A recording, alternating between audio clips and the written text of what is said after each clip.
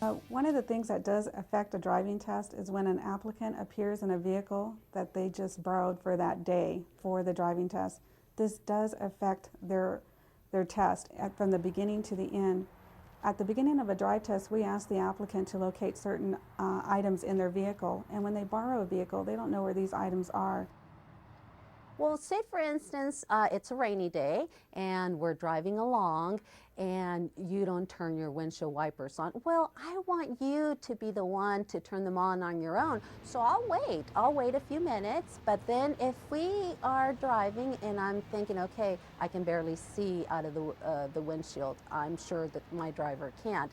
I will eventually say, please turn your windshield wipers on. And when that happens, basically the drive test is over. Sometimes I get applicants that come in that have never driven this car before. They're just not familiar with their brake.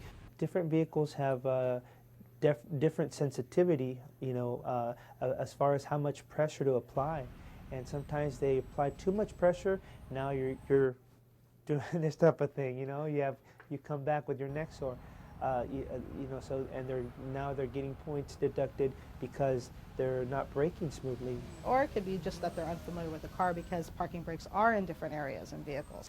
The car they're used to has a handbrake, but the car they're in is controlled by the foot, and I've had them reach down and try and push it with their hand, and I'm thinking, no, look how it is, and what do you need to do?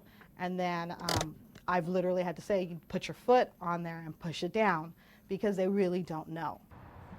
Come in with a car that you've been practicing with. You're already nervous for the drive test, and you don't need more things to complicate the drive test itself. Make it simple as possible on yourself. Bring the same car.